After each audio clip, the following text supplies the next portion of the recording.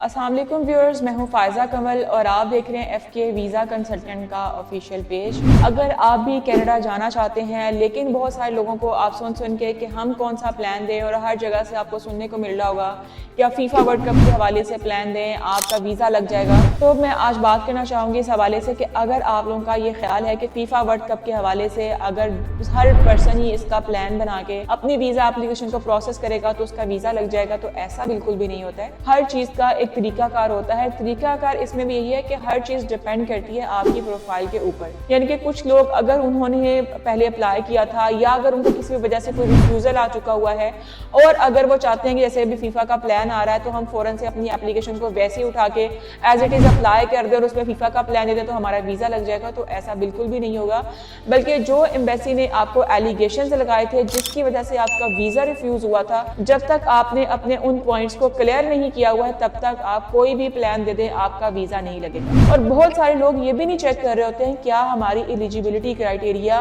को हम मीट कर रहे हैं या नहीं कर रहे हैं। बस वो देखेंगे ये इवेंट आ गया है, ये एग्जीबिशन आ गया, ये सेमिनार आ गया, ये वर्ल्ड कप आ गया है, ये क्रिकेट मैच आ गया, या ये कोई भी जो है वो स्पोर्ट्स का एक इवेंट आ गया जिसकी बेस पे हम अपना वीज़ा अप्लाई कर सकते हैं। लोग अप्लाई करें, अंधाधुंध अपनी एप्लीकेशन को अप्लाई करी जाएं। ये बहुत सारे एजेंट्स, कंसल्टेंट जिनको बिल्कुल भी आइडिया नहीं होता है कि हमने किस तरह से इनकी प्रोफाइल को अरेंज करना है, मैनेज करना है इस इवेंट के लिहाज से, वो सिर्फ आप लोगों की फाइलिंग ही करी जा रहे होते हैं अपनी सिर्फ एक मिनिमम सी फीस लेने के लिए या मैक्सिमम सी फीस लेने के लिए। उसकी वजह से आप लोगों का रिजेक्शन रेशियो बहुत ही हाई हो जाता है। और जब एक कंट्री में एप्लीकेशन इतनी ज्यादा ओवरफ्लो हो जाएंगी तो रिजेक्शन रेशियो डेफिनेटली हाई ही रहेगा। तो बहुत लिमिटेड से वीजाज मिलेंगे, बहुत लिमिटेड सी स्लॉट्स होंगी अगर आप फीफा के हवाले से प्लान देते हैं तो। लेकिन उसके लिए भी अगर आप टिकट परचेज कर लेते हैं तो समझ लें कि आपका वही रिस्क लेना जो है वो काफ़ी हद तक आपको पॉजिटिव की तरफ लेके जा सकता है। लेकिन अगर आपके पास इतना बजट नहीं है कि आप अपना एक टिकट बाय कर सकें, लेकिन फिर आपको उसमें प्लान इस तरह से देना होगा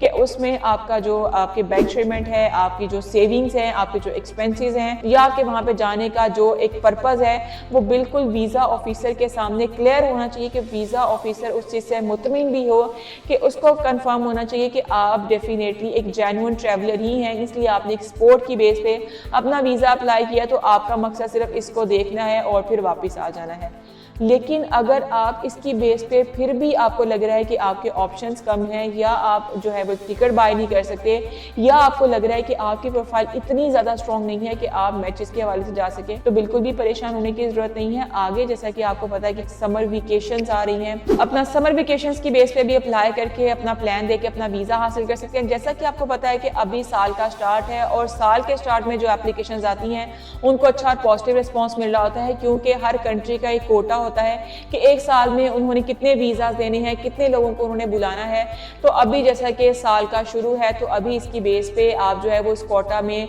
फॉल करके आप भी जो है वीज़ा हासिल कर सकते हैं। और कनाडा जैसा कि हर पर्सन का एक ड्रीम डेस्टिनेशन है, जैसा कि मैं हर वीडियो में बोलती हूँ, ड्रीम डेस्टिनेशन इसलिए है क्योंकि कनाडा में सबसे पहली बात है कि आपके ऊपर बाकी कंट्रीज़ की तरह उतनी सख्ती नहीं है, यानी कि यहाँ पे डिपोर्ट लॉ नहीं है। अगर आप विजिट वीज़ा पे जाते हैं तो आप वहाँ पे अपनी जॉब सर्च कर सकते हैं, आप वर्क परमिट ले सकते हैं, आप PR ले सकते हैं, आप इन्वेस्टर वीज़ा ले सकते हैं, आप स्किल वीज़ा ले सकते हैं, आप लेबर कैटेगरी का किसी भी तरह का कोई भी वीज़ा लेके अपने विजिट वीज़ा को कन्वर्ट कर सकते हैं, क्योंकि कनाडा आपको डिपोर्ट नहीं करता है। अब डिपोर्ट नहीं करता है इसका मतलब ये बिल्कुल भी नहीं है कि आप इलीगल एक्ट की तरफ आ जाएं, बल्कि आपको चाहिए कि आप हर चीज़ को प्रॉपरली एक लीगल वे में लेके चलें ताकि आपको इन फ्यूचर किसी भी तरह की कोई परेशानी का सामना ना करना पड़े। करना क्या है, सिंपल से आपको डॉक्यूमेंट्स अपने कंप्लीट करने हैं। पासपोर्ट जिसकी वैलिडिटी 6 मंथ की हो, उसके बाद आपका ID कार्ड है, आपकी पिक्चर्स हैं, आपका FRC MRC, अगर आप इनको टेस्ट करवा लेते हैं तो बहुत ही अच्छी बात है, वरना ये ऑप्शनल में आते हैं। उसके अलावा आपके पास बैंक स्टेटमेंट होनी चाहिए, तकरीबन जो है वो 12 से 15 लाख का उसमें क्लोजिंग बैलेंस पड़ा होना चाहिए। अगर आपके पास मिनिमम बजट भी है 7 से 8 लाख का तो भी आप कनाडा का विजिट वीज़ा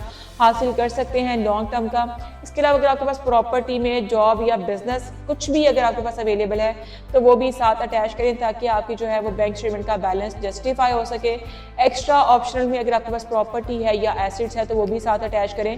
क्योंकि आपका जो है वो एक पर्पस क्लियर होना चाहिए और आपकी स्ट्रॉन्ग टाइज भी होना चाहिए। तो अगर आप भी कनाडा का लॉन्ग टर्म का वीज़ा हासिल करना चाहते हैं तो FK वीज़ा की एक्सपर्टीज़ के मुताबिक आप अपनी फ़ाइल को जो है वो अच्छे तरीके से तैयार करवा के कनाडा का लॉन्ग टर्म का वीज़ा हासिल कर सकते हैं। डॉक्यूमेंटेशन किस तरह से कंप्लीट करनी है, कवर लेटर और फॉर्म किस तरह से फिल करना है, वीज़ा अंडरटेकिंग क्या होती है, क्या वो आपके वीज़ा के लिए ज़रूरी है या नहीं, इन सब चीज़ों की इंफॉर्मेशन के लिए आप FK वीज़ा की टीम से रब्ता कर सकते हैं। FK वीज़ा का ऑफिस विज़िट कर सकते हैं। तो ऑफिस विज़िट करने के लिए दिए गए एड्रेस पे आपने हमें विज़िट करना है।